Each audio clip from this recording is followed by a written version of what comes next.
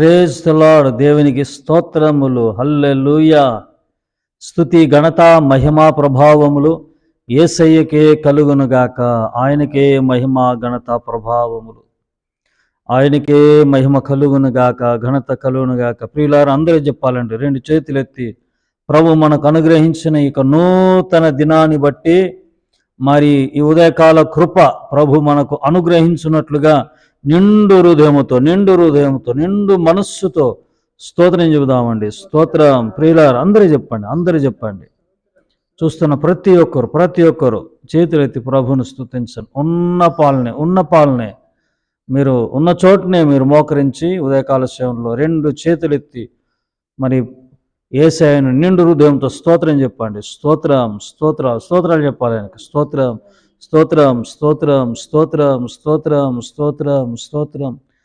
నీ జ్ఞానాత్మయే వికసింపజేసెను నన్ను, సర్వసత్యములో నే నడచుటకు.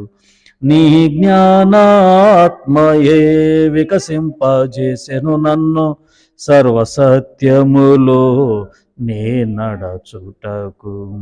మరపురాని మనుజాశలను విడచి మనసారా కొనియాడ జీవించేదా ఇక నీ కోసమే. మధుమైన నన్ను పొంది మనసారా కొనియాడ జీవించేదా ఇక నీ కోసమే. నీ జ్ఞానాత్మయే వికసింపజేసెను నన్ను, సర్వసత్యము అందరును నే నడచుటకు. అమూల్యమైన విశ్వాసము పొంది అనుక్షణము నిన్ను తలచి హర్షించేనే నాలో నా ప్రాణమే. అనురాగాలు కురిపించే నీ ప్రేమ తలచి అరుదైన రాగాలనే స్వరపరచి ఆనందగానాలే సప్త స్వరాలుగా నే పాడనా.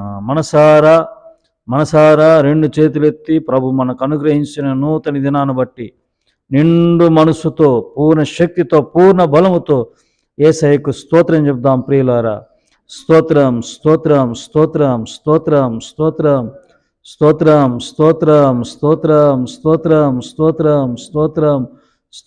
స్తోత్రం. మరి ఈ రోజంతా మీకు క్షేమము కలుగునుగాక, కృప కలుగునుగాక, శుభము కలుగునుగాక, అధికమైన కృప ఈ రోజంతా మీకు కలుగునుగాక. మీరు తలపెట్టే ప్రతి పనుల్లో నా దేవుని యొక్క దక్షిణ హస్తము, కుడి హస్తం మీకు తోడుగా ఉండునుగాక.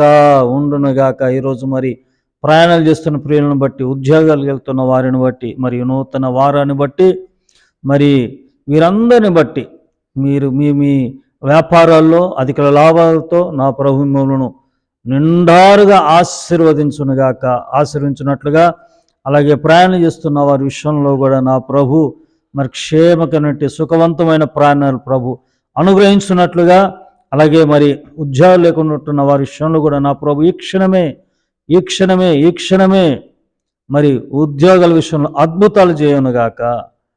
మరి మీకు ఉద్యోగాలు వచ్చునుగాక. యేసునామములో ఉద్యోగాల విషయంలో కూడా మరి కార్యాలు చేయనుగాక. ప్రమోషన్లతో నా ప్రభు మిమ్మల్ని ఆశీర్వదించునుగాక. వీటన్నిటిని బట్టి నిండు హృదయంతో యేసయ్యకు స్తోత్రం చెబుదామండి. స్తోత్రం. వీటన్నిటి విషయం స్తోత్రం చెబుదాం.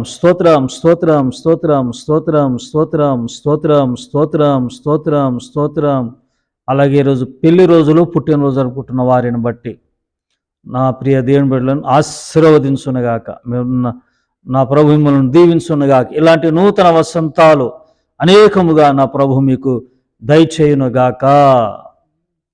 సంవత్సరములు జరుగుతుండగా నా ప్రభు నూతన కార్యాలు నూతన పరచునుగాక మీ దైనందిన జీవితంలో ఈ సంవత్సరం పొడవునా.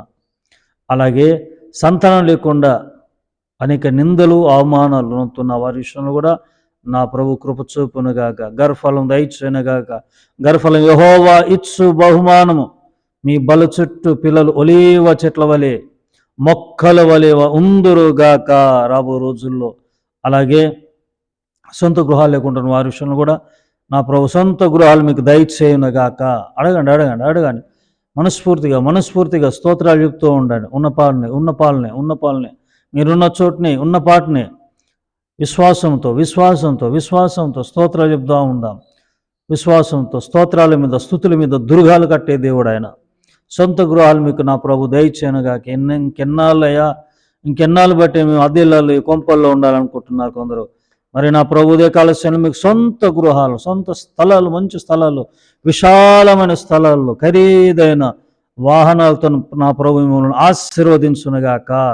అలాగే మరి వివాహం కాకుంటున్న వారి విషయంలో కూడా ఈరోజే మంచి జీవిత భాగస్వాముల విషయంలో నా ప్రభు మీకు మరి ఆ కృపను దయచేయనుగాక. మంచి పెళ్లి సంబంధాలు మీరు కోరుకున్నట్టుగానే, మీరు ఇచ్ఛించినట్టుగానే మీ కోరికను నా ప్రభు సిద్ధింపజేయనట్లుగా నిండు హృదయంతో స్తోత్రం చెబుదామండి. స్తోత్రం. అలాగే భారతదేశాన్ని బట్టి, మన నాయకులను బట్టి, పాలకులను బట్టి, వారి పాలనను బట్టి, మరి ఈ దేశంలో జరుగుతున్నటువంటి సేవను బట్టి, సంఘాలను బట్టి, కాపురులను బట్టి, స్వచ్ఛంద సంస్థలను బట్టి, అనాథాశ్రయాలు, వృద్ధాశ్రయాలు, స్కూల్స్, కాలేజు, హాస్పిటల్స్ అన్నిటిని బట్టి, క్రైస్తవ సంస్థలన్నిటిని బట్టి, మరి ఈ జరుగుతున్న ఈ సేవను బట్టి, సేవ ద్వారా మన దేశమంతా కూడా మరి ఆశీర్వదింపబడినట్లుగా, అలాగే యేసయ్య కృపా పరిచయలను బట్టి, మమ్మలను బట్టి, సంఘాన్ని బట్టి, మరి సహకరిస్తున్న ప్రియులను బట్టి, మరి ఈ పరిచర్య 2026 సంవత్సరంలో ఇతర ప్రాంతాలు కూడా పాకిపోనట్లుగా, సేవకులు లేపబడినట్లుగా నిండు హృదయముతో త్రియేక దేవునికి తండ్రైన దేవునికి, కుమారుడైన యేసుక్రీస్తుకి, పరిశుద్ధాత్మ దేవునికి స్తోత్రం చెబుదామండి. స్తోత్రం.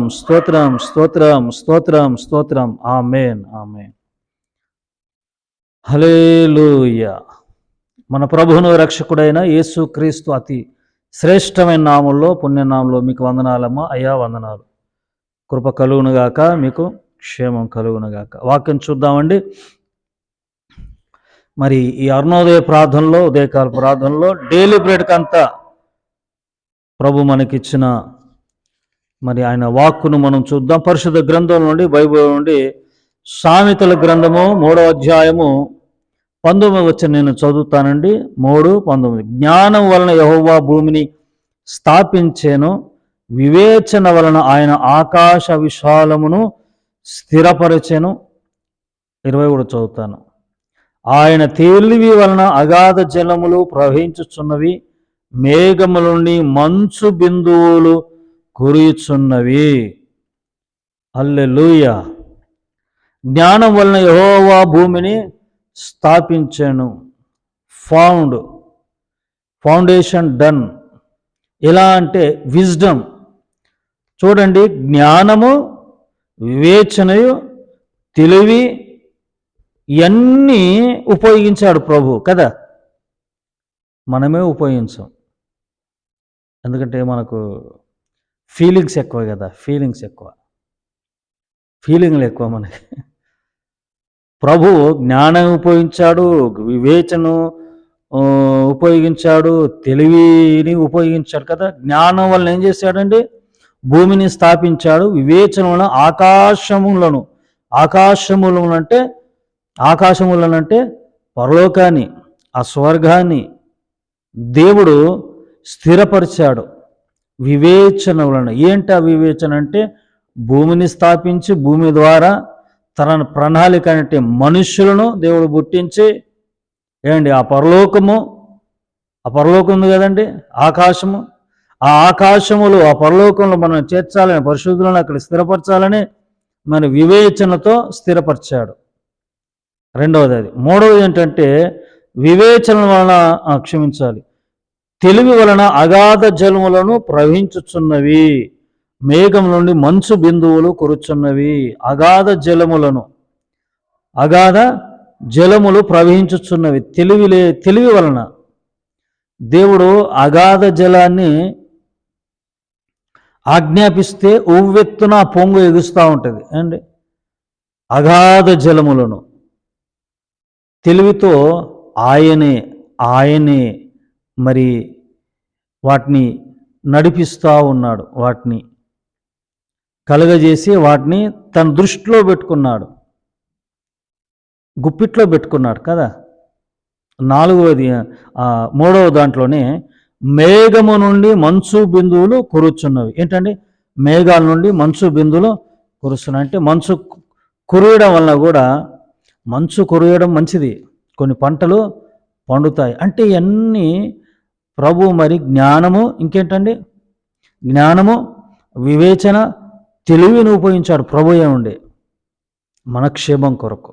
అయితే ఒక విషయం నేను చెబుతానండి. ప్రసంగిలో త్వర ముంచేస్తాను. ప్రసంగి 9:13 ఉంటుంది. మరియు నేను జరుగు దీనిని చూచి ఇది జ్ఞానమని తలంచి తిని, ప్రసంగి రాస్తూ, ఇది నా దృష్టికి గొప్పదిగా కనబడుచున్నది. ఏంటి అని అంటే, ఇందాక చెప్పాను కదండి, జ్ఞానము, వివేచనయు, తెలివి, ఈ గొప్పగా కనబడుతున్నాయి, గొప్పవిగా ఉన్నాయి. వీటిని వదులుకోబోమాకండి. ఏంటి? జ్ఞానము, వివేచన, తెలివి, వీటిని విడిచిపెట్టద్దు. వాటిని మనము తొడుక్కోవాలి, వేసుకోవాలి. అందుకే బైబిల్లో రాయబడింది, అపరించి సంపాదించడం కంటే, వెండి బంగారాల కంటే, వాటిని సంపాదించడం కంటే జ్ఞానము సంపాదించుట ఎంతో శ్రేష్టం అంట. అన్నీ ఉంటాయి కొందరికి, కానీ బుర్ర ఉండదు, బుద్ధి జ్ఞానము ఉండదు. అన్ని తర్వాత ఇక్కడ నేను చదివిస్తాను చూడండి. ఒక గొప్పది కనబడుతుందట. ఏంటంటే, జ్ఞానము గొప్పదయ్యా, జ్ఞానము చాలా గొప్పది, చాలా అవసరం, గొప్పది అది. దాన్ని అసలు నేను విడిచిపెట్టను అంటున్నాడు. ఎంత గొప్పదంటే చెప్తాడు ఇక్కడ చూడండి. ఏమనగా ఒక చిన్న పట్టణం ఉండేను, దాని యందు కొద్ది మంది కాపురం ఉండేది. దాని మీదకి గొప్ప రాజు వచ్చి దాన్ని ముట్టడి వేసి దాని ఎదుట గొప్ప బురుజులు కట్టించాను. అయితే అందులో జ్ఞానం గల ఒక బీదవాడుండి తన జ్ఞానం చేత ఆ పట్టణం రక్షించెను. చాలండి. ఒక చిన్న పట్టణం ఉంది, దరిదాపు సుమారు మరి 3,000 మంది పట్టుకోండి అనుకోండి, తలంచండి అలా 3,000 మంది. మంచి పట్టణమైన అందరూ ధనవంతులు ఉంటారండి, పేదవాడు ఉన్నాడు. మరి అందరికీ డబ్బు బలం ఉంది, బంధు బలగం ఉంది, ఇంకేంటండి, ధన సంపద అనే బలం ఉంది, కానీ జ్ఞానము, వివేచన, తెలివి లేదు. కానీ పేదవాడు ఉన్నాడు, అక్కడ ఏమి లేనివాడు ఉన్నాడు. అందరికీ కండబలం ఉంది కదా, కానీ పేదవాడికి కండబలం లేదు, కానీ ఏ బలం ఉంది? జ్ఞాన, వివేచన, తెలివి. ఈ బలంతో ఏం చేశాడంట? ఆ చిన్న పట్టణాన్ని కాపాడాడు. ఏమండి, మన దైనందిన జీవితంలో, మన జీవితంలో, బ్రతుకుల్లో మనకు కావాల్సింది మొట్టమొదటి ఏంటంటే జ్ఞాన, వివేచన, తెలివి. ప్రభుని అడగండి, ఉదయకాల సమయంలో అడగండి, మీ కుటుంబాలు మీరు కట్టుకుంటారు. పట్టణాన్ని కాపాడాడు, ఒక బీదోడు కాపాడాడండి. మరి తన కుటుంబాన్ని కాపాడుకోలేడా? ఎప్పుడో కుటుంబాన్ని స్థిరపరుచుకున్నాడు, ఎప్పుడో దాన్ని స్థాపించుకున్నాడు, భద్రంగా కాపాడుకున్నాడు పేదోడు. అంత పెద్ద ఆ పట్టణాన్ని, ఆ చిన్న పట్టణమే, పట్టణాన్నే కాపాడిన వ్యక్తి తన కుటుంబాన్ని కాపాడుకోలేడా? కాపాడుకున్నాడు. ఎలా? జ్ఞానము, వివేచన, తెలివి. ఉదయకాల సమయంలో ప్రియులారా, మరి జ్ఞానముతో దేవుడు ఏం చేశాడు? భూమిని స్థాపించాడు. వివేచనతో ఆకాశములను స్థిరపరిచాడు. అగాధ జలములను ఏం చేశాడండి? తన తెలివితో నడిపిస్తున్నాడు. అలాగే మేఘం నుండి బిందువులను రప్పిస్తున్నాడు, అంటే మంచును కురిపిస్తున్నాడు. ఈ చలికాలం కదండి, ఈ శీతాకాలం కదా, మంచు కురుస్తూ ఉంది మన పట్టణాన్ని కదా. మరి ఏజెన్సీ ఏరియాలో అయితే దారుణంగా ఉంది. వాటిని బట్టి కొన్ని పంటలు చేతికొస్తూ ఉన్నాయి. అంటే దేవుడు ఎంత ఎలా ఉన్నాడు చూడండి, ఎంత ఏమంటారు దాన్ని, ఎంత మహానుభావుడు చూడండి, గొప్ప గొప్ప గొప్ప దేవుడు చూడండి. మంటి వారము, దేవుడై ఉండే వీటిని ఉపయోగించాలంటే మంటి మనుషులమైన మనము ఎందుకు ఉపయోగించుకోకూడదు? కాబట్టి కొందరు తెలివి జ్ఞానం లేకుండా ఉండటం మంచిది కాదు, లేకుండా మంచిది కాదు. అవి లేకుండా అయ్యా 19 కీర్తనలో ఉంటుంది, ఒకడికి తెలివి లేకుండా మంచిది కాదు. కుటుంబాలు కొన్ని మరి ఏంటంటే సామెతలు 19లో ఉంటుంది, క్షమించాలి, సామెతలు 19.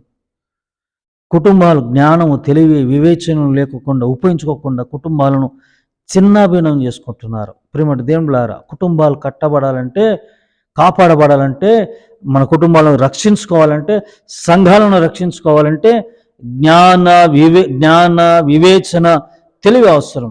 అవి ప్రభు కాడ ఉన్నాయి. ఆయన అడగండి, ఆయన మీకు సమృద్ధిగా ఇస్తాడు. దేవుని కృప ఈ రోజంతా మీకు తోడయ్యుండునగాక. ఆమేన్. ప్రార్థన అండి. పరిశుద్ధుడా, సజీవుడగు తండ్రి, మీ పాదాల వందనాలు.